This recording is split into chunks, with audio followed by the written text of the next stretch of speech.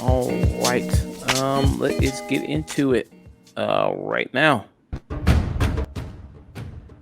I would say this theme is pretty good, I would say. Oh, the theme for Mission Impossible? Priceless. Yeah, I mean, it's yeah. the one of the big things they kept from the TV show Uh, because it fires you up. If you're doing the dishes in your apartment, you play Mission Impossible theme, you're getting those dishes done. yeah.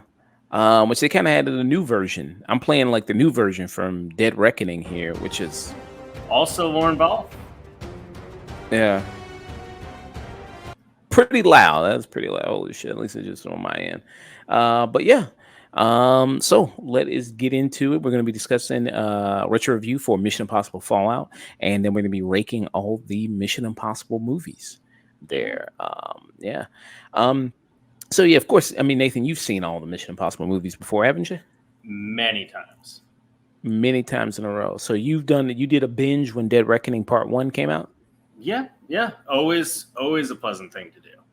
Yeah. Um, we we could get into like the whole TV show machinations of it all because a lot of people don't know one of the big reasons for my podcast is Mission Impossible used to be a TV show, and the main lead of the TV show for most of the seasons is this guy named Jim Phelps, and in the first movie, he turned out to be a bad guy, a traitor. He's played by John Voight in the movie, and Tom Cruise kills him in a train, and it's kind of developed this rift between everybody who has been a fan of the old Mission Impossible TV show and the Mission Impossible movies, which has been interesting considering the fact that now they're more similar than ever as far as the way they handle their formula, and also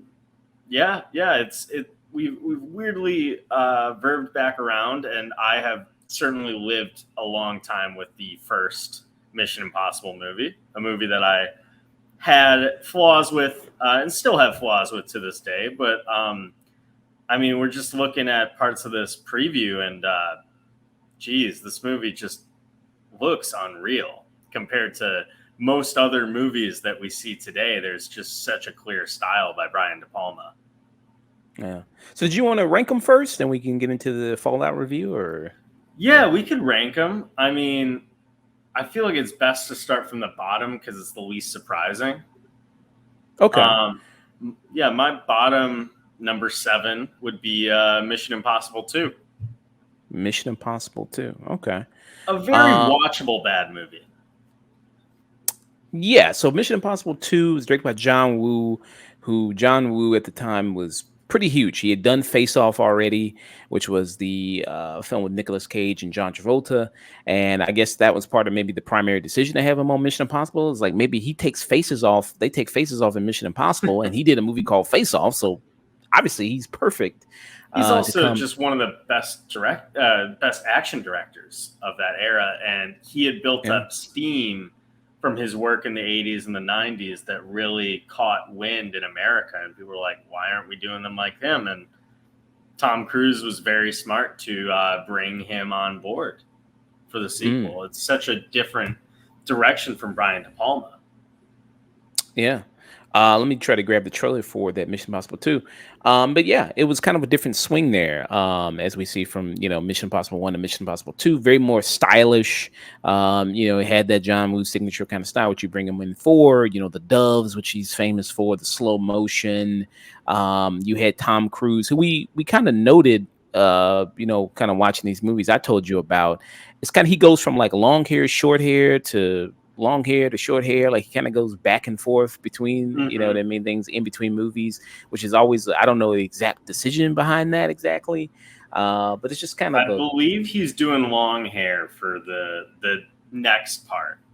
So yeah, I'm not sure what the decision is, but I listened to an interview with the director, and they said there were multiple scenes where they had to reshoot in Dead Reckoning where Tom Cruise is wearing a wig because his Mission Impossible 8 hair is already there. And I don't know that it's necessarily a decision, but it helps distinguish the two of them. This one, he probably has the longest, most flowing hair. You got Anthony Hopkins in there for a little bit. There are a lot of fun sequences to this movie. It's just sadly a movie that's a little bit more boring in the scenes where it's not going full action movie, Red Bull commercial, just high octane John Woo stuff, which is when the movie really comes alive and keeps the movie very watchable. Yeah.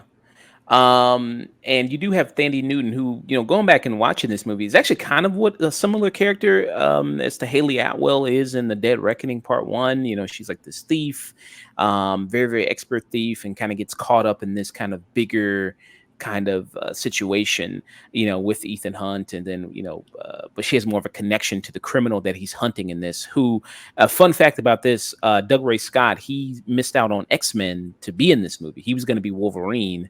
But he turned that down to be in this, and then that's how they ended up casting Hugh Jackman. So it's one of those big career, what ifs, like what if Will Smith was in The Matrix, or what if we got Logan in 2017 with Doug Ray Scott? Yeah, and then after this movie came out, I think that this was kind of a career killer for him, kind of, wasn't it? A little bit. I mean, he's married to Claire Forlani, so he's doing well for himself. It's one of those where you could have never known how big X-Men was going to be. Funny that you brought up the whole Newton Atwell thing, because that's something that would happen in the show every once in a while, where they would just recruit somebody like a criminal of some sort and have them be like a one-off guest star for their thing. Obviously, they make it more of like a character piece in both of these movies, but I just found it to be quite interesting because this movie is seen as such a departure from the formula of the franchise. And in a lot of ways, it still maintains a lot of those. They still get a mission. They still have a team, but the team is so off the focus. And one of the brilliant things about the way this franchise has gone is you could always take the first movie where Ethan lost a team to be the second movie is his angsty emo phase, where he is completely withdrawn from connecting with other people. And then slowly but surely he finds this unit of people that he cares about. Yeah, it's a nice little retrospective take. I'm assuming this is also your bottom, Josh. Yeah, it is. This is, I think, we're going from the worst to the best. Yeah, and there's been 7 Mission Impossible movies so far, and yeah, I think, for me, looking back at all these movies, the second Mission Impossible movie is the worst one out of all of them. Quick fun fact from Rated from Immaturity. He says Nick Cage pitched a Face-Off sequel where him and Travolta come back and have kids, and all 4 of them switch faces. Yeah. Like the Parent Trap, but with Freaky Friday, I guess. I don't know. Lindsay Lohan should have played one of the kids. Don't they already have? Yeah, because well, I think Travolta already has kids in the face, so he already has kids already. So it just would be I guess Nicolas Cage getting. Now that I'm thinking about it, he has 2 kids, and one of them is already Nicolas Cage's. Because at the end, they make that weird decision of like, oh, hey, I lost my son, and my enemy has my son, and I take care of him, and blah, blah, blah. And then they get a new kid at the end. Oh, okay. Oh, right. Oh, yeah, that's true. Because who was the woman that he had a kid with in Face Off? I forgot. Joan Allen. Right. Unless we're talking, actually, Nicolas Cage, I'm trying to remember. I think it's Gina Gershon, Joan Allen on the other side. Yeah. Rating from Maturity says, I think the idea they'd have adult children in the sequel. Yeah. That makes sense. Yeah. So yeah, I would say this was the worst one. And for me, why I think Mission Impossible 2 is the worst one for me is because of it. Just sometimes when you had foreign directors who did come over and try to do American cinema, I think it succeeded with John Woo with Face Off, but it just didn't work here with Mission Impossible because it just was. I mean, do you think it just was such a tonally a different clash with what we saw in the first movie, that's the reason it didn't work, or was it just too much? I think a lot of it was also just too much of them using the gimmick of Mission Impossible, which they've made fun of in later entries of the series, where they just constantly take off the faces and do that and all that other situations. Did you? So what do you kind of attribute to why do people well receive Face Off but not well or not too receptive of Mission Impossible 2? So Face Off has the luxury of two actors just really going at it and having like a proper match. No offense to Dugaray Scott, but there are very few fucking movie stars that can outact Tom Cruise once you're on screen with it. I mean, you think about like some of the most iconic Tom Cruise villain pairings, and maybe the most apt one you have is A Few Good Men, where it's Jack Nicholson and Tom Cruise going at it. And Jack Nicholson is a fucking legend. I mean, Jamie Foxx and Tom Cruise, but even then, people, as much as Jamie Foxx got nominated for Collateral, a lot of people see that as like Tom Cruise, though. You know, he's such an electrifying screen presence, as these movies show, that even him at his worst, which would probably be his performance in this movie, nobody else can really hold a candle. So there's that. Another big fact is John Woo. I've listened to the commentary for this movie, and I've lived with this movie for quite some time. John Woo was really focused on the romance. Another thing that I think Tom Cruise and Tandaway Newton, they're both really good, but I don't really much buy their chemistry. And it was kind of past the point where I ever wanted to see Tom Cruise be sexual in a movie. I mean, he's very few moments in his career where it's really worked out for him, like Jerry Maguire. But post Eyes Wide Shut, you're not wanting to see him do anything. And also the team dynamics, not really that much there. The back half of the movie is the funnest portion of the movie, but it takes a while to get there. It's still a lot of fun. It's just, if you're picking one, then it's probably not going to be that. Also, the greatest Tom Cruise villain is Oprah's Couch. Funny. You also put Matt Lauer up there. Yeah. I also put the dude who was that reporter who squirted the water in his face when he was on the red carpet. That is such an unsettling clip. I totally understand Cruise for freaking out, but I love when he's like grabbing. He's like, "You did something real nasty. You're a jerk. You're a jerk." And he's saying it with the intensity of, "I'm going to rip your eyeballs out." That quiet intensity there. Yeah. Yeah.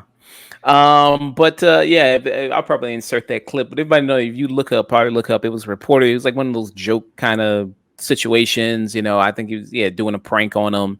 Had the microphone, and the microphone squirted water in his face, and he kind of just grabbed the guy, and kind of just he was calm, but it was also a lot of just calm intensity and everything like that. But emotional, funny. Structurally, it's true to form. Structure, story. But it's got a family. It's got the journey of this family. Yes. No, why would you do that? Why would you do that? Come here. Why would you do that? Why would you do that? Not very funny. Can you please? No, it's okay. No, wait 1 second. What's so funny about that? Kind of just got him there. It wasn't as bad as what happened with Will Smith when something similar happened to him. But Will Smith slapped the guy. So that wasn't the first time that people think Chris Rock was maybe the first time he slapped somebody on camera. No, it was a reporter. He did one of those joke things, tried to give him a kiss on the lips, and just it was kind of like a little backhanded slap. It wasn't like a real big slap. It was kind of just like, it was like kind of like a mafia slap.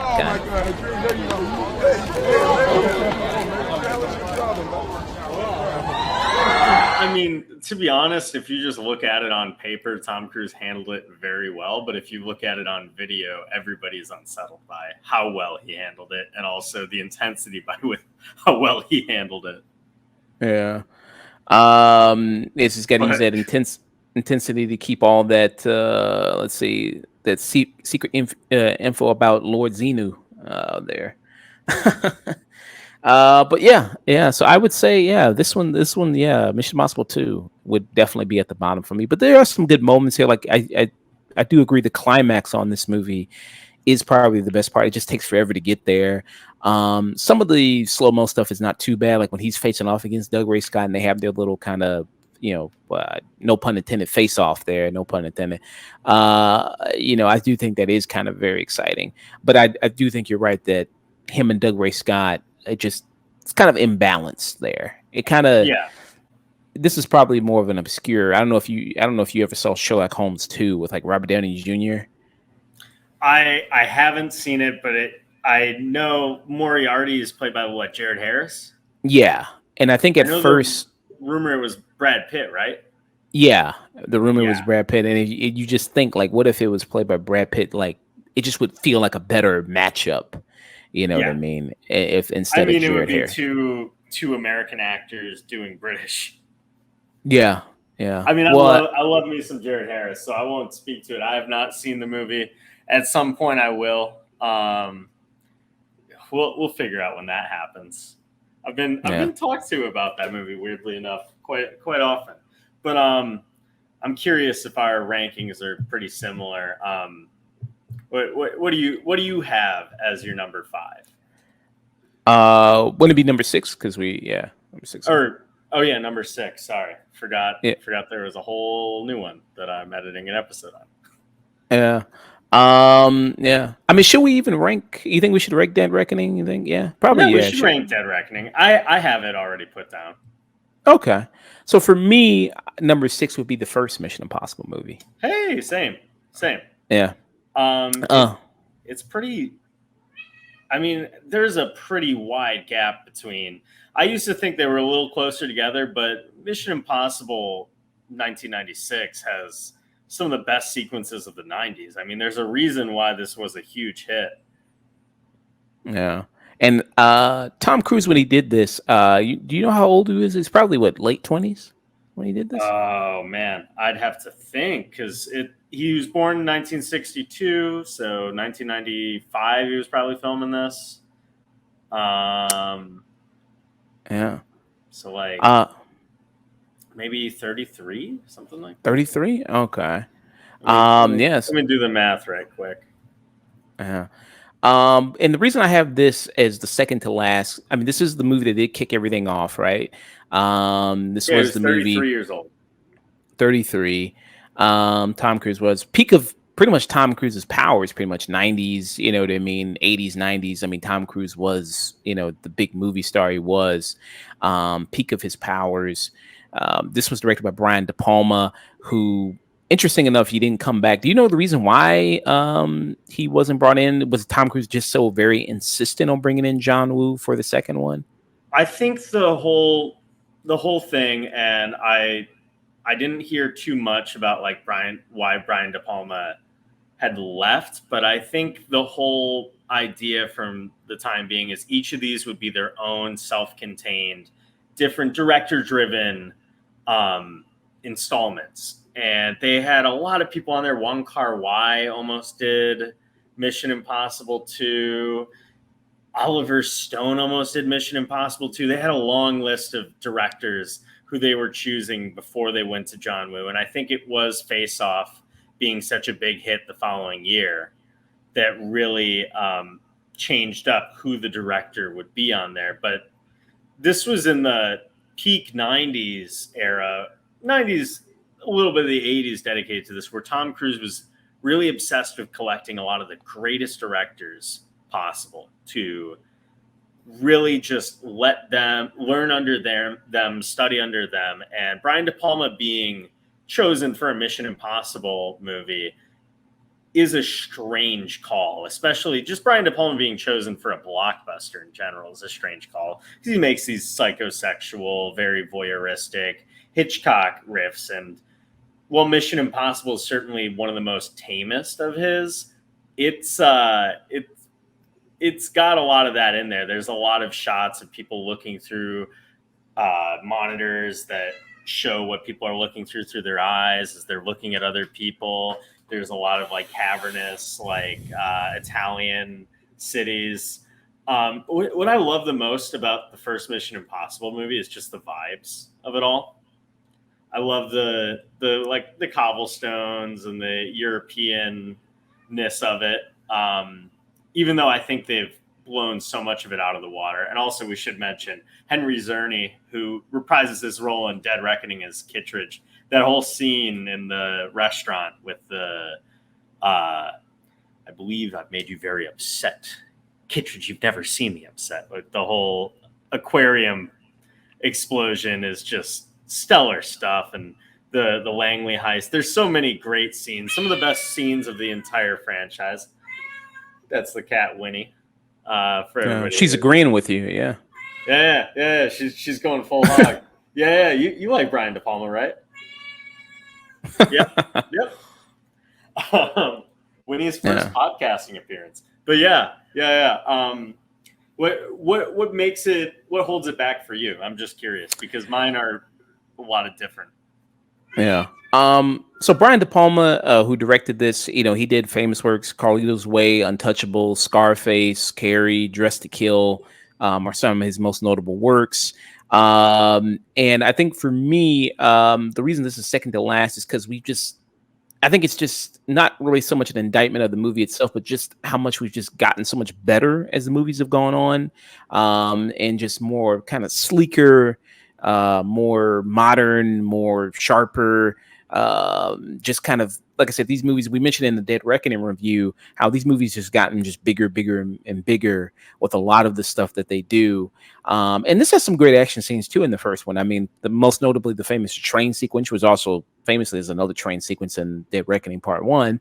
But there's that that looks, obviously it being 1996, it looks a little bit dated for the time it's in. I think the movement of the movie, just for me, the pacing of it feels a little bit too slow for me at times. It does, when you're looking back at this movie, it does have that conventional thing of Ethan Hunt going rogue, like he mostly does in a lot of these movies. And that's kind of the theme in a lot of spy assassin movies, is that the organization you worked for, you know what I mean? They think you're a traitor now and they're hunting you and you have to prove your innocence. There's that. So that's a common, spy theme. I do like that they've now made it the only Mission Impossible movie where he doesn't go rogue is the second one.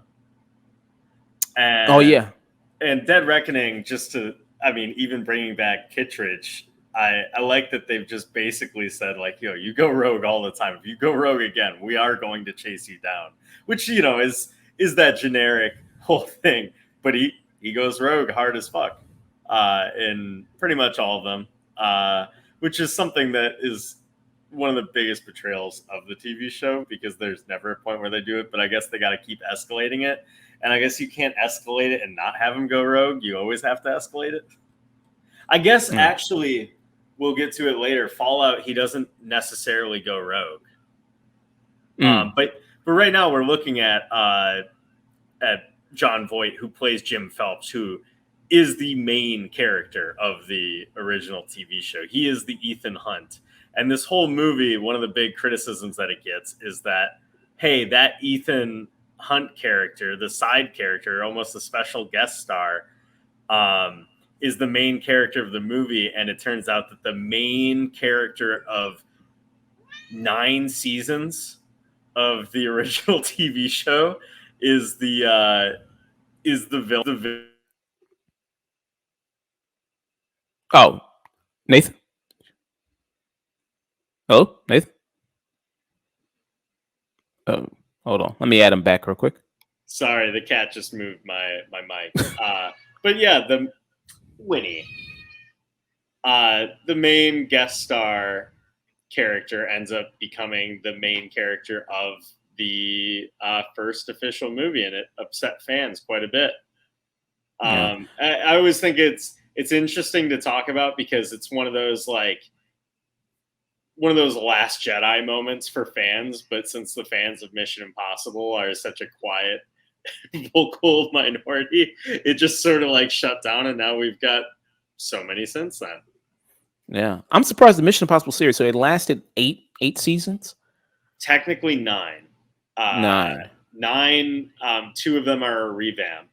It was a popular show, but it was one of those where it just always had the same formula. It wasn't like Star Trek where it was canceled very early, but it was it had its vocal fans, and we'll get into favorite villains in the series. I think we might have the same number 5 ranking. Okay.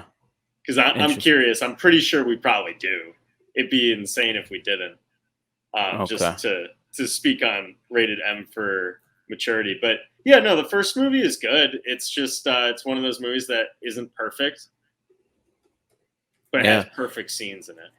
Yeah, and when you go back and you look at the first movie, it's kind of the who's who of kind of '90s people in this. Yeah. John Voight is in this. You have Jean the guy Reno? John Reno who's in this. Emilio Estevez is in this. And I had forgot this. Vin Rames has been there since the very beginning of these Mission Impossible movies, and I wonder, why is it that he's the main guy that's always been brought back in all of them, other than Tom Cruise? I can answer that for you. Oh, sure. Actually, one of the funniest things. So, Tom Cruise met Ving Rhames at Cannes Film Festival after he saw Pulp Fiction for the first time, and Ving Rhames talked about this. He was so shocked to meet Tom Cruise that he turned around in the urinal and accidentally pissed on Tom Cruise's feet. And the entire time, Tom Cruise was just laser focused, being like, "Love your performance in Pulp Fiction. We got to do something together, man. We got to do something." And they ended up casting him in Mission Impossible, and Tom Cruise took such a shine to Ving that he's kept him along ever since. Even in the 4th movie, he at the last minute paid Ving Rhames something like $6-7 million to be in that movie, and he just literally shows up in that movie to be like, "Hey, this whole mission was crazy. I have to clean up after this," and then leaves. Yeah. It's one of those every time they've said we need to kill Ving Rhames to add stakes, he has always said, "Absolutely not. Absolutely not. We can't do this without Ving." Yeah, they're just, I guess, bros for life. That's very interesting. Okay, yeah. And Vin Rhames, this whole thing is it. Rating for maturity said Mission Impossible and Arby's commercial. Vin Rhames is never not gonna be in either. Yeah, very true. If you ever hear the Arby's commercials, that's him. The meats. Yeah. He's one of those people who is quietly one of the highest earning actors working in Hollywood. Really? Yeah, he's just quietly gets banked from being spokesperson for Arby's every year, and then every time they do a Mission Impossible, Tom Cruise pays him to scale. Wow, nice. Yeah, good for Vin Rhames. Yeah, love Ving Rhames. Do we have the same number 3? I'm curious. What's your number 3? Or I could say the number 3 just to keep with the rhythm. Yeah. So you go. Or not number 3. I already spoiled it. Number 5 for me is going to be Mission Impossible 3. Okay. Mission Impossible 3. Yeah. And with Mission Impossible 3, so this is another director that hopped on. So after Brian De Palma, then John Woo, then came J.J. Abrams with Mission Impossible 3, who came on to this. And there was a big break between Mission Impossible 2 and then the third one. That was kind of a big break. Probably the longest break that had been in the series. Well, it had shut down in production because it was going to be Joe Carnahan's Mission Impossible 3. It was almost David Fincher's Mission Impossible 3 that involved Ethan Hunt trafficking body parts to try and figure out who this weird body part trafficking ring. It was a very strange script. But yeah, Mission Impossible podcast dork talking about it. It's very strange, but if we're talking about best villain of the series, I mean, our hat goes off to Philip Seymour Hoffman. I'm assuming this is also your number 5. I was going back and forth. I was trying to see if I wanted to at number 5. I was going to put this one, or if I was going to put Ghost Protocol. And I think I'm going to maybe settle with this one at number 5. It's tough, because people, now people want to give J.J. Abrams a lot of crap, because they go like, this guy, his failures when it comes to Star Wars. He's a Spielberg ripoff. The lens flares, all that other stuff. People want to give him a lot of crap, but I think he's very good at starting things. He's just not very good at finishing things. Yeah, He's a good idea guy. Arguably the best person ever at starting things. I Yeah. mean, if you ask anybody, like I was talking about this the other day, you ask anybody their favorite TV pilot, most everybody's going to say the pilot's a Lost. Star Trek, the movie, is pretty fucking stellar reboot of a franchise, and Force Awakens really did a great job at setting the table for all of those characters and where sequels could go, and then it maybe didn't set enough on the table. But this very interestingly brings the franchise into its more closer to its roots. You feel more of a team focus in this. It gets more into Tom Cruise's character, who is kind of a non-character in the beginning. And I'm not saying all of it works, but it basically becomes a big budget episode of Alias. A lot of people really hate the rabbit's foot, the fact that we never figure out what it is. I've always liked that quite a bit. I like the mystery of, here's a thing, we don't know what it is, and we need to have the bad guy take it. I didn't feel like I needed that answer, because it's usually like a nuclear bomb or a virus or whatever. I like that it's just nothing. Like, I can just imagine what's going to go on. And I like Michelle Monaghan and the entire cast, and Philip Seymour Hoffman is fucking incredible in this movie. It's really just the other movies that are so good afterwards that make this one feel kind of quaint, and all the other ones feel quaint. Yeah. Like you mentioned, great at starting things. J.J. Abrams is, like you mentioned, Star Trek. He did. So good at really kind of giving energy to franchises, revitalizing them. And I think that's what he did here with Mission Impossible, because after Mission Impossible 2, people were like, do we even want to see any more of these? So there was a 6-year gap between this one and between the third one. And I think without this one, and then this one not being the success that it was, then we wouldn't have gotten all these other ones. We wouldn't have gotten Ghost Protocol to Rogue Nation to Fallout. Weirdly, just to even specify, Mission Impossible 2 is still, I believe, the highest grossing of the franchise. Really? And, still that? Yeah. It was the biggest movie that year, beat out Gladiator. And this movie is actually the lowest grossing of the franchise, interestingly enough. A lot of it catching flack from a bizarre marketing campaign. The fact that the whole Tom Cruise jumping on the couch and the Katie Holmes thing had happened the previous year before with War of the Worlds, which was a big success. But the post War of the Worlds, like everything that people had issues with in War of the Worlds and Tom Cruise in a public light, really drove people away from Mission Impossible 3, which is still, like, they're all successful. Dead Reckoning, we still need to get to the end of that, but also what deems a movie successful these days is a ever-changing definition. But yeah, this movie weirdly revitalized the franchise while also being the lowest grossing, like, bottom point of the franchise as a whole. With Mission Impossible 3, so I did quite like it a bit. Some notable things about this, like we see that Ethan Hunt, Tom Cruise, has retired. He's given up the spy life. Now as he's trying to live a normal life, we see the introduction of his kind of a recurring love interest for him in these series of movies. So we get a little bit more backstory. So it kind of humanizes Ethan Hunt's character, and that's portrayed by Michelle Monaghan in this.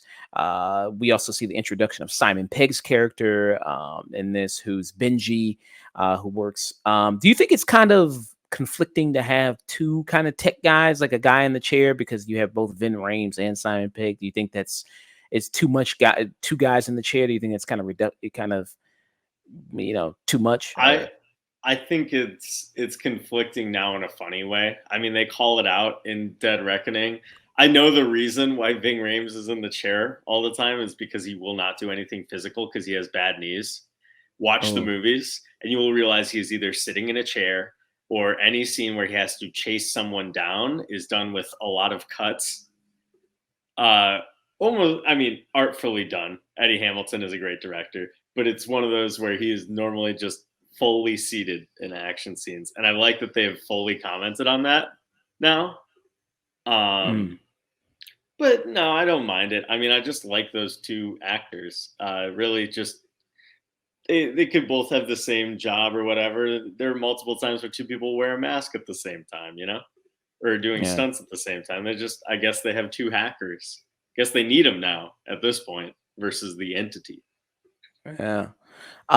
You also see like Maggie Q, who the people might know. She was in that CW show that was pretty popular, where she was like Nikita. She was in that. Actually, she's one character that's been in these movies. I actually would like to see a return. I actually did really like her For in sure. this. I I did like. I want to see Paula Patton return. I want to see Maggie Q return. Hope it can happen, but not Yeah. holding my breath, sadly. So he kind of has a new team in this movie because you mentioned in the Mission Impossible 2, he's kind of working mostly solo in Mission Impossible 2. Here he has a team again, which is that kind of one of the big attractions to this? I mean, we know Tom Cruise is a movie star, Ethan Hunt, Tom Cruise doing all these crazy stunts. But do you think one of also the big appeals of these Mission Impossible movies is the fact that he has a team and everybody has a job and they all work together to kind of accomplish the mission? Most I notably now, it mean, seems like his core team is Vin Rhames and Simon Pegg, and then him, just a three-man team. It seems like. that's always been the appeal of the franchise as it started. Is the whole TV show is about a team of people. It's almost like if James Bond was one team. And obviously, Ethan Hunt is the person doing everything. Like Tom Cruise is very willing to be a quarterback for most of these movies, and it weirdly is what makes it work because he's just a ball of energy. You can just unleash into one of these things, and just have it be well directed. But I think I think both as a lateral move from the confusing first two movies, and as just a thing that is different than just watching like your generic like your triple X movie or your James Bond ripoff. Having a team makes these movies more appealing. If you don't like Tom Cruise, hey, you're here for Simon Pegg, or if you don't like Tom Cruise, oh, you're here for Ving Rhames.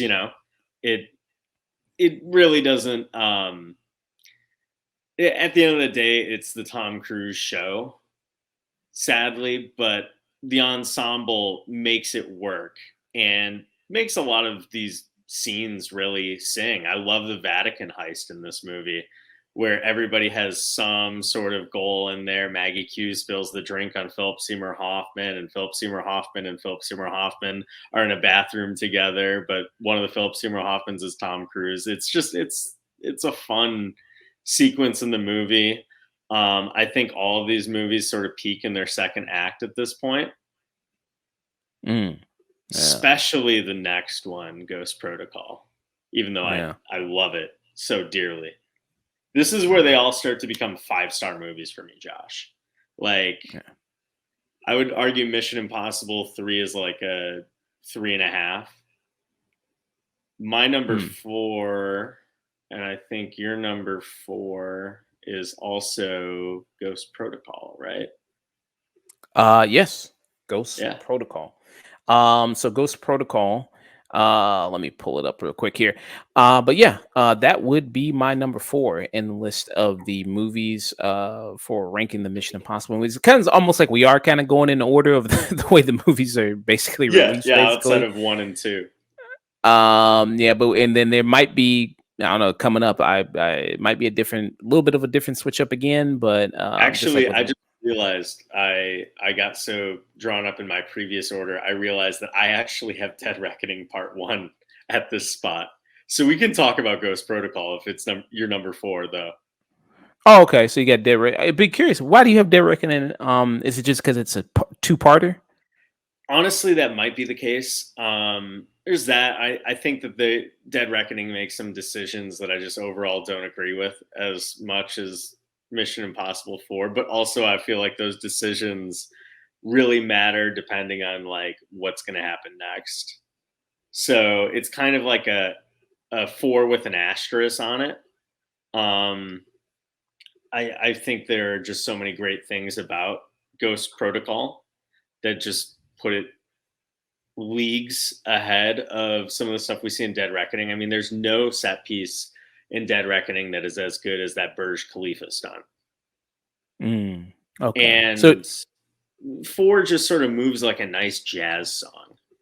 And 7 is just an interesting lateral move for the franchise versus just like pure just here's the perfect anecdote for a great time in the theaters. okay. But I think talking about both of them together is actually pretty interesting. Yeah. I mean, So I this got. is the. Oh, sorry. Oh no, I was going to say I got Ghost Protocol pulled up right now. This is the fourth one here.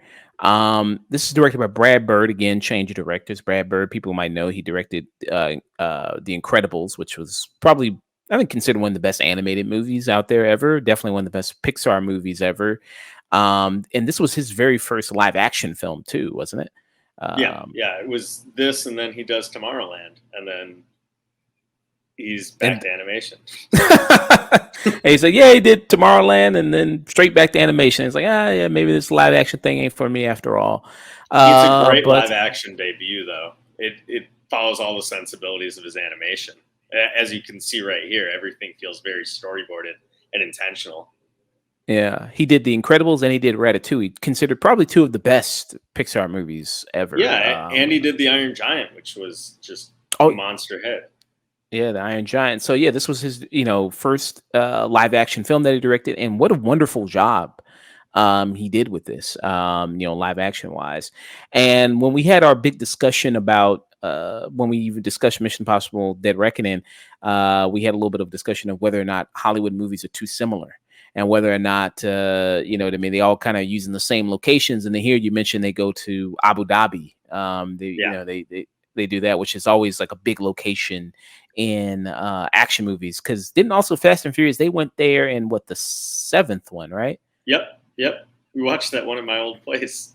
Yeah, they went there in the seventh one. So that's just a common location that a lot of people kind of go to, and then they usually kind of do an action scene or somewhat of a scene, which I'm seeing in the trailer now. They do the big tower there in Abu Dhabi. I mean, one of the craziest stunts that we'll ever see on film. Truly, like even just watching it, like it's one thing to just be a stunt, but that is just such an immaculate sequence. That might be the best sequence of any of these movies. Yeah. And it's the sequence where he's got these gloves and he's just like blue is good but red is bad, and if you see red, then you're gonna slip off the thing and then fall to your death. And this is thousands, it's like hundreds of feet all the way up in the air, that he's kind of hanging on this thing. And it's a tense sequence. I mean, very, very tense and very great to watch. And Yeah, with Ghost all leading Protocol, into a sandstorm sequence that's all sort of one sequence all in one, and then there's a whole meeting, and like Ghost Protocol is just so many different movies at once. The prison break sequence, it's a dance. yeah, great opening sequence. So yeah, the prison break sequence, great opening sequence there where they play the music and they do that whole big thing there. That's a great opening sequence. Some new introductions that we see here added to the team. Paula Patton, that we see. We also see Jeremy Renner, who is only in the next one, Rogue Nation. And then he wasn't in Fallout, and he wasn't in Dead Reckoning. There, you also see, of course, returning. Simon Pegg is returning, and this is the movie that Vin Rames only came in as like a cameo at the end. That he kind of showed up there. And speaking about when you mentioned James Bond, it does have the actress from James Bond who played the love interest there. Oh yeah, Léa Seydoux. She's in this, yeah. And I loved her in No Time to Die, but her character is disastrous inspector. I just always find it interesting that she plays a better Bond girl in this than she did in James Bond. Yeah. Um, Speaking about James Bond, real quick, because somebody mentioned that Mission Impossible is basically our James Bond. It's basically the American version of James Bond. Would you say that? At this point, yeah, definitely, definitely. And do you think it's going to come a point in time where it is going to be like James Bond, where Ethan Hunt does get recast, the character does get recasted, and we get a new actor? I think Mission Impossible 4 is kind of the argument against that, because this was going to be the movie where Tom Cruise was going to die or pass the torch to Jeremy Renner, who's supposed to be the younger version of Ethan Hunt, which is kind of interesting to think about now. Yeah. Because Tom Cruise just remains a ball of energy. I guess really, I mean, Jeremy Renner isn't, I mean, it's not like he's exactly a spring chicken. I mean, he is 52, so he's 9 years younger than Tom Cruise, who is 60. So I think, well, no, he's 60, so he's 8 years younger than him. Or no, he's 61. Tom Cruise is 61. Geez. So he's 9 years, about 9 years younger than him. So it's kind of interesting that Jeremy Renner was kind of going to be the person that they were going to pass the torch to. And he also tried to do that with the Bourne series. If people remember that, the Bourne Legacy, I think it was called. They also tried to do that. It's like, which is an interesting movie that weirdly is set at the same point as the Bourne Ultimatum.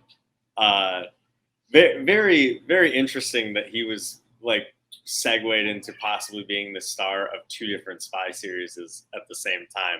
But this is the turning point in the franchise when Christopher McQuarrie gets involved and basically ghost writes Ghost Protocol, where he makes Michelle Monaghan's character still alive, which she wasn't supposed to be at the beginning of it.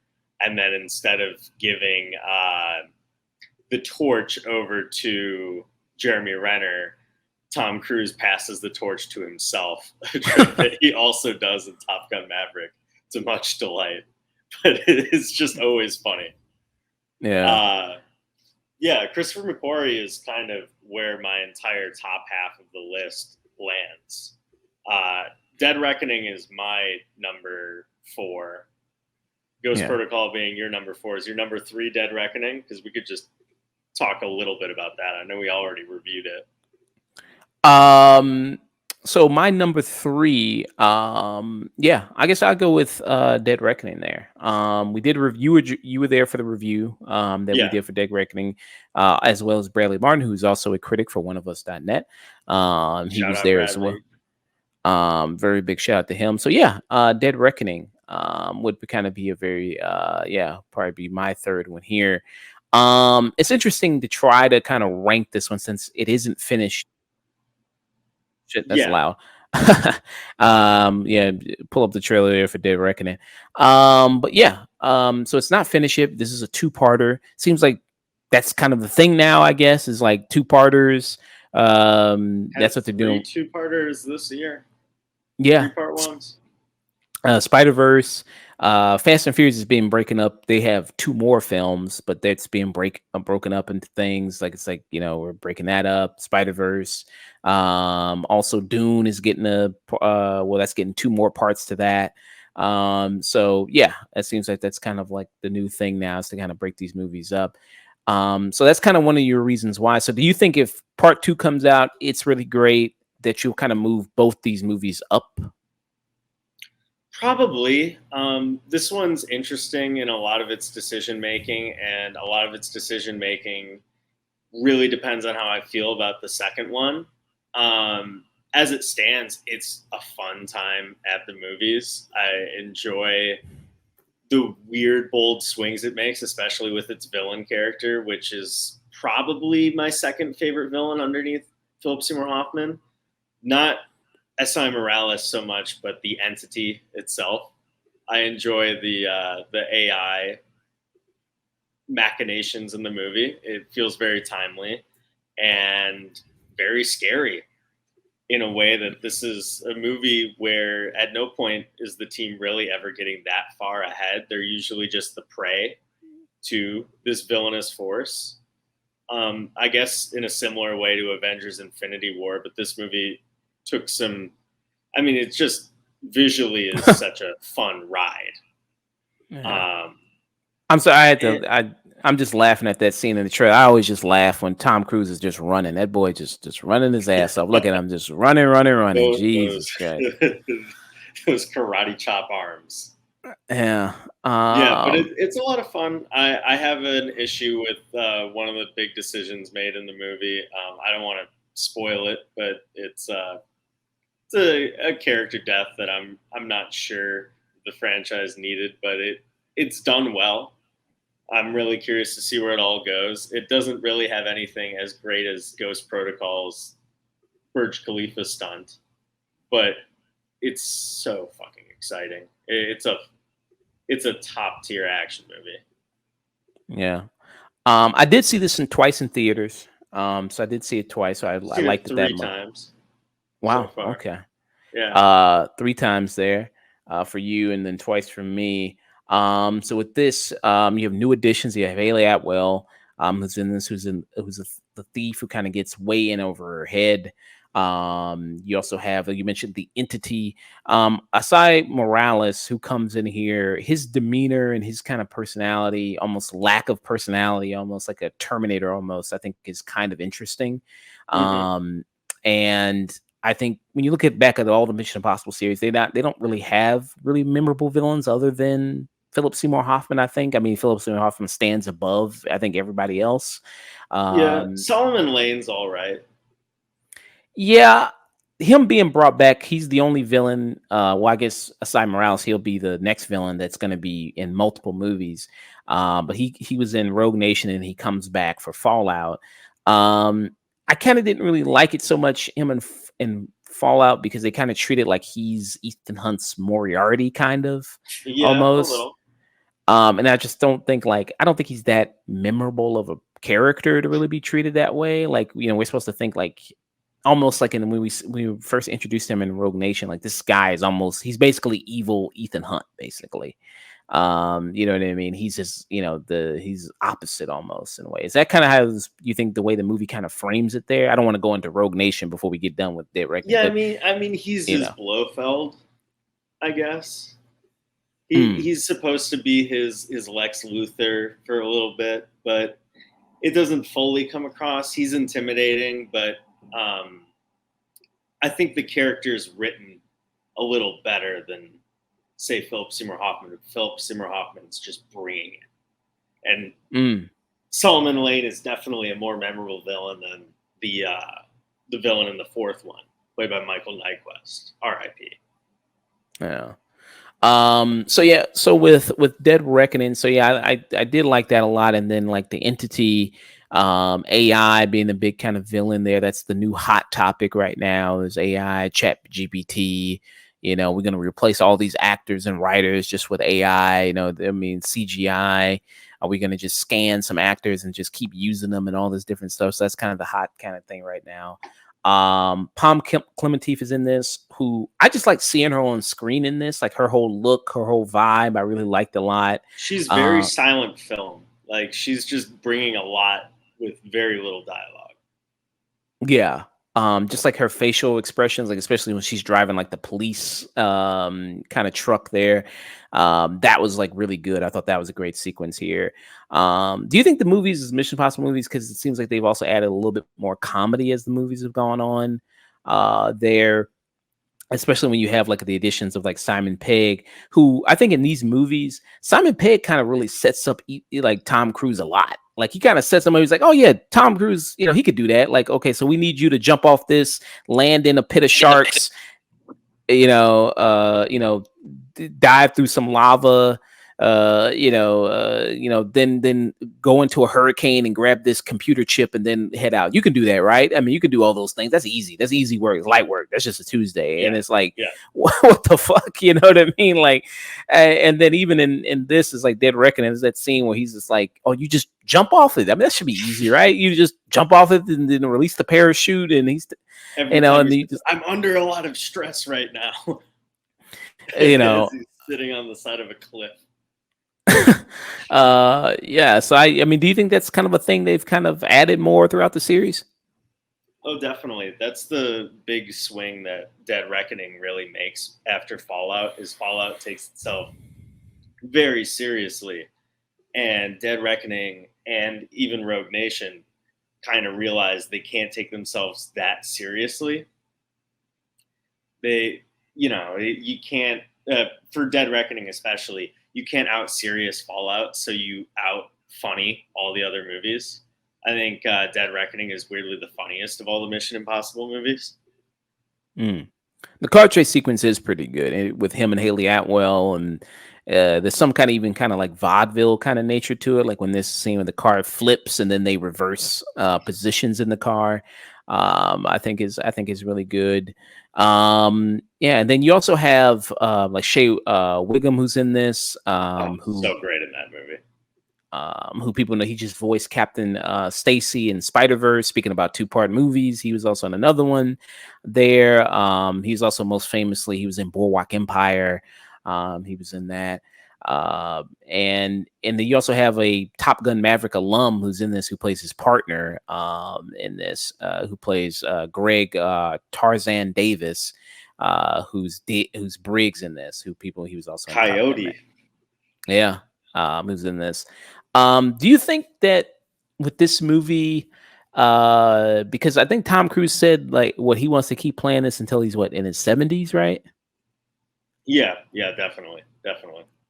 So they're trying to like potentially build up a team that could carry on after he's gone. So it's like maybe Shea Wiggum or maybe the Briggs character is going to join the IMF and they're going to be part of the bigger team like we see here. You think that's kind of what they're doing with some of these characters here? I mean, this is not for nothing. I don't think that this is any like foreshadowing or anything.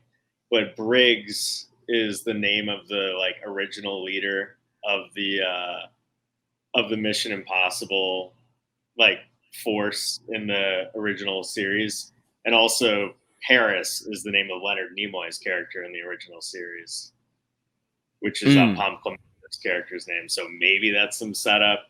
I definitely got the Greg Tarzan Davis being brought into the fold as a potentiality. Yeah, no, rated M for immaturity. He said in an interview, I want to do it as long as Harrison Ford has done it. Like I want to do it once I'm in my 80s. So yeah, he might do that, or he might die. That's just kind of the thing with present day Tom Cruise. Mr. Movies, President of Movies. President of movies. Yeah. So this was your number. What were you on? Number 4, right? Yeah, number 4 was Dead Reckoning for me. So yeah. My number 3 would be Ghost Protocol. So I guess we'd be going on to Rogue Nation, probably. I'm assuming. Yeah. So number 3 would be Rogue Nation. And Rogue Nation. And this is the first film directed by who would continue to direct these movies from here on out. This is where we kind of get done with the director changes here, which is Christopher McCurry. So do you think that they should have continued having different directors throughout the series, or do you like that the fact that Christopher McCurry he's just the guy for these movies? I think there's no better person working with, like, I think the pairing of Cruise and McQuarrie is one of the best director to actor action movie pairings, like Tony Scott and Denzel Washington, or Don Siegel and Clint Eastwood.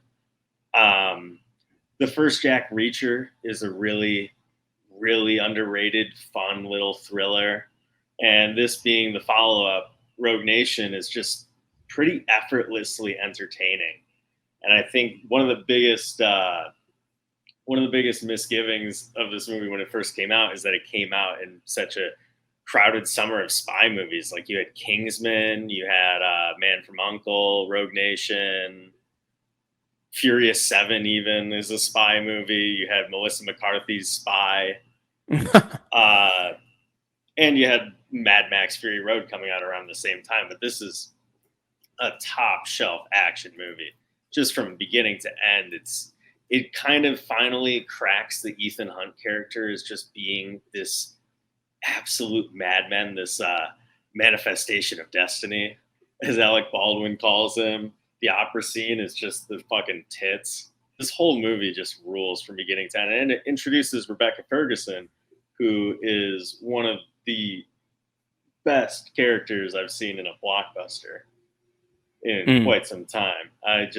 She's just so classic Hollywood. yeah. And you also mentioned, yeah, all these spy movies, and Spectre also came out. Oh yeah, that was the one I was forgetting. This was the better Spectre than Spectre.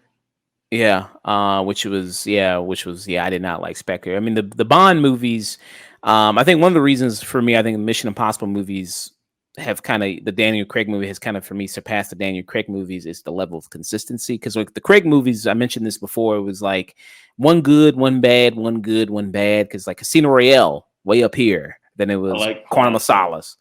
And then after Quantum of Solace, it was Skyfall, which is up here. But then after Skyfall, then it was Spectre, which was down here. And then but it ended on a good note with Yeah, I No like No Time Time to. to Die quite a bit.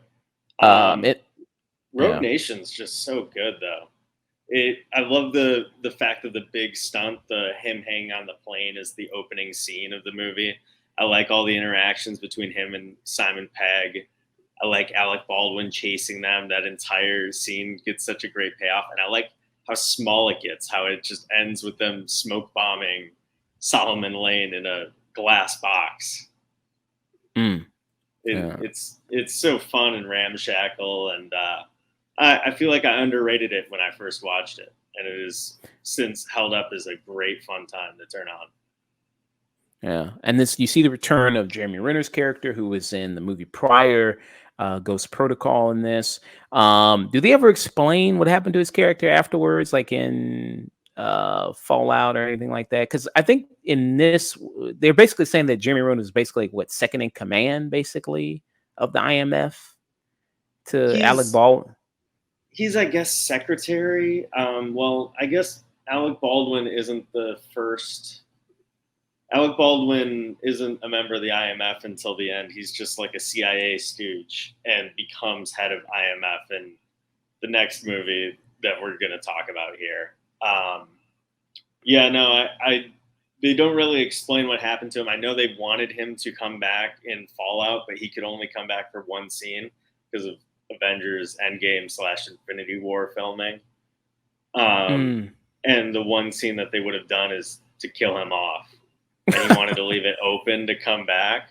So we'll see. He may return in Dead Reckoning Part 2. I'd welcome that. Yeah.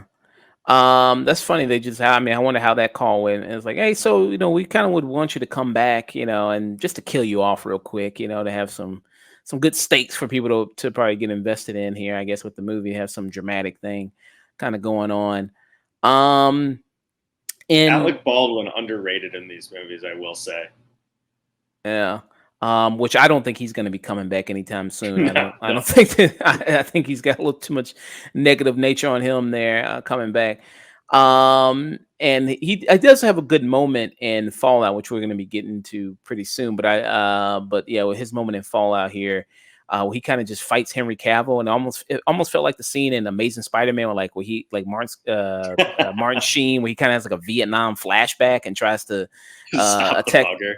Yeah, you know what I mean? That kind of just reminds me so much of that. It's like kind of It's wild. one of my biggest theories about Tom Cruise's casting in these movies is that he cast people who could have been Tom Cruise at one point or another. Because you think about it, like, Alec Baldwin and Tom Cruise are pretty much around the same age, but you could never imagine Alec Baldwin doing any of those stunts. Same thing with like somebody like John Hamm, where it's like you could never imagine him doing any of these stunts. Henry Mm, Cavill, even. yeah, It's one of those like stunt, like, yeah, you can't be as movie star as me, so I'm going to act you off the screen, but you're going to be against me for the period of the movie. yeah. Rebecca Ferguson, like you mentioned, introduction of her Oh, character, Alessa Faust. Would you say? I mean, really, kind of, did she get the credit she deserves as being like a really great female action star in these movies? You think? I mean, I think she's pretty well beloved. I'm trying not to like spoil Dead Reckoning, but like, I don't know. There's been some feedback to the way how her character has been treated in there, so I think her character has stuck with a lot of people. I know there's a Twitter account that is just dedicated to like her character that just constantly talks about her thigh spin that she she does, that Black Widow trying to think of other movies that do the thigh like neck Uh, snap. did Charlize Theron do that in Atomic Blonde? I think she did in Oh, Atomic Blonde. definitely. She She definitely did would it. have done that at an Atomic Blonde. That sounds Yeah. absolutely correct. Yeah. And then I don't know about the movie Hannah. Do you remember the movie Hannah? Oh, Hannah's great. I I think don't believe she did that. yeah, I think it was mostly just like her just being feral and just kind of jumping on people and just Yeah. kind of attacking them. There, that was a fair. Hannah was a very good movie. Hannah was the movie with Saoirse Ronan was in it. Honestly, may have started with Xenia Onatopp in Goldeneye, the Famke Janssen character who kills people with her thighs. Yeah, which they Palm Clemente does try to do that to Tom Cruise and Dead Reckoning. Yeah, Yeah. which that was I remember people talked about that trope with females and action movies of just like that whole thing where they do the whole kind of wrap the legs around the neck and head and kind of spin them around, kind of thing there. But yeah, great performance from her, Rebecca Ferguson in all these movies, I think, and she's just an amazing actress in general. Like her performance in Doctor Sleep. Great Oh my in God. that, love her in that. She can rock the top hat, very very sexy wearing the top hat. I would Rose say. the hat and suck my Yeah. steam any day. So very great there. Yeah, this with when we're on with Rogue Nation, yeah, very very strong movie all the way around, and I think it kind of takes the Mission Impossible formula and kind of bottles it and kind of perfects it in a nice way. And again, it's a situation: Tom Cruise, Ethan Hunt on the rogue. Yeah, he's rogue again. I mean, you know what I mean? Just kind of doing his own thing, trying to hunt down this. They call it the syndicate. Is what he's trying to hunt down here. Which is weird. That's the main villain in the original series. Just to randomly bring all that into it. It's kind of their Spectre. Oh, okay. Very, very nice. And you mentioned some of the comedy that we talked about here. There's a chase sequence here with Rebecca Ferguson that happens where he kind of dies for a minute and he kind of is a little loopy. And he has to do a car chase scene there. That is offered for some good humorous moments. Again, Simon Pegg character setting him up again. He's like, oh yeah, you can hold your breath for like 10 minutes. You know what I mean? That's again light work. You can do that. You could do that there. So that opens really good. And also presents the fact that, action movie stars in these movies, they almost come with basically like a force field because you see him on a bike where he just kind of skids out on the bike. Normally every bone in your body would probably be broken if that happened in real life, where you just kind of crash out on the bike. But because it's an action movie and it's, Hollywood, it's like, you're okay. You're fine. I mean, it lives in a world where you can pull off a mask and impersonate anybody. You can sort of buy it, especially with how much of it is done practical. It's a fun action movie, just from beginning to end. I felt like I underrated it, definitely, when I first saw it. Yeah. Sonya Blade, was she Sonya Blade in 1995? Oh, I think he's mentioned the whole wraparound leg technique. I think he's mentioning that right for maturity. Sonya Blade there.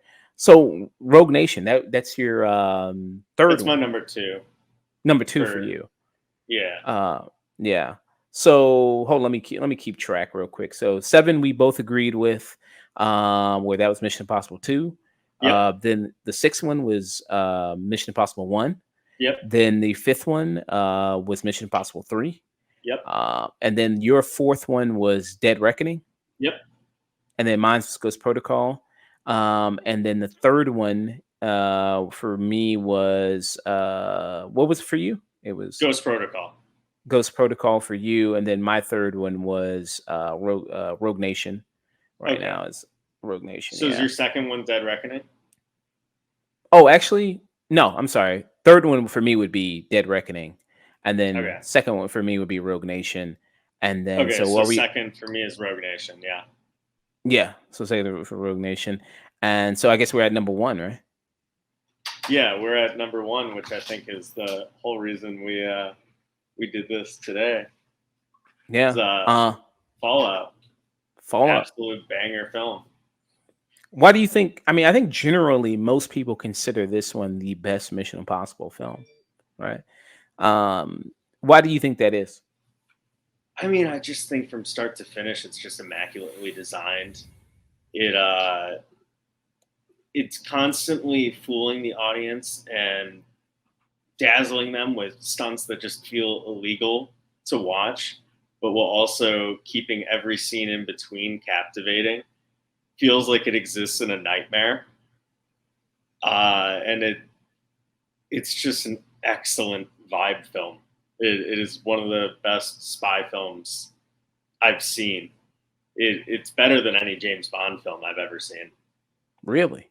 Yeah, Wow. that's my hot take. I think this is excellent from beginning to end. It's the best use of Henry Cavill I've ever seen in anything, which isn't saying much, but he's incredible as a foil in this movie. Yeah. Vanessa Kirby is a great addition to the cast. You also get the Yeah. return of Rebecca Ferguson, Simon Pegg, Ving Rhames, the main unit, and they're all great. Alec Baldwin comes in and steals a lot of scenes. It Mm, the Just from beginning to end, it's just an effortlessly rewatchable and exciting movie. mm. Very much so. And that's why I have it as my number one. Because like all the things you kind of mentioned about it, and we do see some new additions, like you mentioned, Henry Cavill, and this was a notable thing about this movie was it was Mustache Gate. That was kind of the big thing about doing Superman at the time, and so they had to CGI out his mustache, was looked horrible, by the way, and it led for a lot of comedy, basically, when that happened. But So everybody that was kind kind of of weirdly agreed, though. I find it funny that, like, at the time, people were like, what, he can't shave off his mustache to reshoot scenes in Justice League, this diva actor. And now everybody looks back and they're like, well, nobody really gives a fuck about that version of Justice League. And everybody rewatches Fallout. yeah, very very true. So it seems like it was a great decision. And you mentioned Henry Cavill. This is probably the best I've seen him. And I was like, he actually makes a good asshole. Like, he actually plays an asshole pretty Yeah, well. he's great at playing an Um, asshole. Yeah. It seems like I don't know. I mean, you never know with people, but it seems like in generally, it seems like from interviews, I don't know, you never know. But he seems like a cool guy. Seems like a nice Yeah, guy. usually the coolest Uh, guys can play the assholes the best, you know? yeah. He just seems like he's all about like building PCs and playing Dungeons and Dragons and doing all that type of shit like that. So it just seems like okay, just pretty chill guy here. Yeah. And so yeah, I thought, yeah, he was a great kind of foil, as you mentioned. And he's almost like basically like the attack dog, basically in this, especially used by Angela Bassett's character, who always any movie is always upgraded when you add Angela Bassett, who we see kind of a cameo in. She like her picture is on the wall in Dead Reckoning, behind Carrie Yeah, Elways, as you she's see. supposed to be like president of the United States, which I agree. I would have voted for her in the Mission Impossible universe. Oh, okay. Nice. Yeah. Okay. I didn't know that. So she's supposed to be president now. Okay. So yeah, that is very good. So yes, Angela Bassett here. You have Alec Baldwin, who's back from Rogue Nation, who's now the head of the IMF. And so kind of how I was looking at it, I guess, from the perspective of like when you watch Dead Reckoning. So IMF is apparently like really, really like need to know basis type organization, I guess. Like all the other alphabet agencies like don't know about the IMF too much. Is that what I'm Yeah, kind of I gathering? that's how they've been established, is that they're just some organization that you leave a note for and they get things done. Some sort of shadowy, I mean, you know, after every mission they take, they're like, the secretary will disavow any knowledge of your actions. Like, it's a smoke and mirrors, shadowy organization that is just sort of dedicated to psych warfare. Weirdly, you Mhm. know, Yeah. impersonating other Oh, people, having you think you had conversations you never had, mm. impersonating like the world has been destroyed, like they do in the beginning of Fallout. So hilariously with the Wolf Blitzer mask. Yeah. Which I actually, when I saw that, I was like, that was kind of to me a really great opening because like, what if you open like with the team just failing and failing that miserably, where they missed a terrorist attack, and it's all about like trying to make up for that. Because in this, I mean, it is kind of trying to make up for something because he loses a lot of plutonium, and he chooses, Vin Rames's character Luther over getting the plutonium. He kind of prioritizes that. And where Mission Impossible has friendship, it's like kind of like Fast and Furious. Like they got family. Mission Impossible has friendship. It's all about friendship and friends and kind of doing that. And there's even that speech by Simon Pegg, and I think it was what Ghost Rogue Protocol. Nation. Was it Rogue Nation where he gives that kind of My big friend speech? Ethan. Yeah. It was definitely Rogue Nation. Okay, Rogue Nation there. So he's kind of it's all about the kind of friendship there of there, and he's like, I even in Dead Reckoning, there's a scene where he kind of goes like, I can't accept that. And he's like, you have to choose the mission over us. He's like, I can't accept that. Well, actually, you can do the Tom Cruise impression. Can you do that? See? I can't accept that. Yeah, there you are. Yeah. So yeah. And of course, do you think this movie has the best action sequences out of the entire film franchise? Yeah, I mean, the Burj Khalifa stunt is the only one that really comes close, but I think the helicopter stunt is one of the most like gripping, like it's such a great escalation for the movie where those movies normally get a little smaller in their third act. This is the first one that has like a third act where it just gets bigger and bigger, and you're dangling off of a cliff with a nuclear bomb that you must press at the same time as everybody else. It's great, and bringing Michelle Monaghan back into the fold is fantastic for that third act. Mm. It's such a good movie, just from beginning to end. It's just immaculately designed. It never gets slow, and it gets as loopy as possible with its plot twists, but in a way that is so fun. Mm. Yeah. The Yeah, I'd movie say always deceives you. yeah.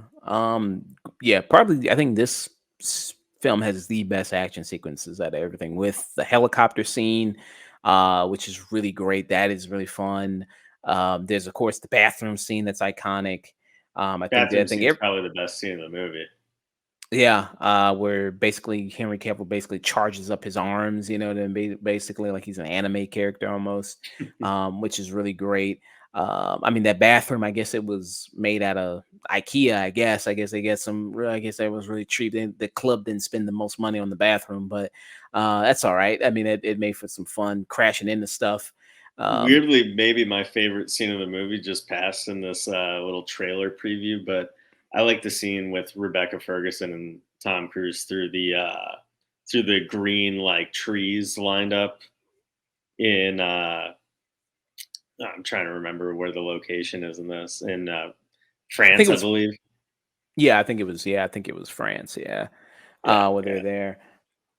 It's Yeah. just a gorgeous movie. Gorgeous. Yeah, it is a very gorgeous movie. Of course, with these spy movies, yeah, you know, tons of locations that you're kind of going to, and then also with the addition of Vanessa Kirby, who's in this, who also returns in Dead Reckoning. Very, very great character on her. And I think she was kind of one of the things that made Hobbs and Shaw more tolerable is with her addition Yeah, in it. Oh, and that's a great scene too. I remember that. That's also a great scene when he's running on the rooftops trying to catch up to Henry Cavill's where he character, and actually broke his foot. Yeah, he broke his that's foot and he insane. just They kept that in, but awesome. yeah. But yeah, and he just kept kind of walking there. But yeah, I love that part. I love this. Yeah, this scene with the helicopter is great. And he's just like, this guy is fucking crazy. It's like Henry, what I mean? It's like, geez. But it's just, I mean, his persistence. I mean, that's the thing about Ethan Hunt. I mean, it's just he won't There, give up. there comes that point in the movie where you're like, this is the most action I've ever seen in a movie when you're seeing it in a theater. And then you have Henry Cavill and Tom Cruise's helicopters caught between like a mountain as they're like just caught like in a drain, and they drop into each other. And you're just like, I cannot believe this is still going. And it keeps going. And it just escalates so much. It's like a Indiana Jones movie on crack. Mm. Wow, that's a quote for you. Put on the Mission Impossible trailer there. It's like a Indiana Jones movie on crack. That's definitely something to put on the poster there. Nathan Flynn of oneofus.net says it's Indiana Jones movie on crack. I absolutely love this movie. Would you say it's what you said it's even better than any James Bond movie? Do you think it's your favorite spy movie just in general? No, no, no. I would have to really think about that. But as far as spy action movie, it's probably up there. I can't think of anything that tops it. I mean, Mm, nothing in Skyfall or Casino Royale is as impressive as that. And I love Casino Royale. It's one of my favorites. Like that is easily my favorite. yeah. Absolutely incredibly impressive movie. There. So yeah, that's our ranking for the Mission Impossible movies there. Yeah, Fallout Um, #1. Fallout number one. Probably not a surprise to many. Probably, but yeah. It was great discussing these movies with you, man. Of course, of course. I'm always down to talk about the Missions Impossibles.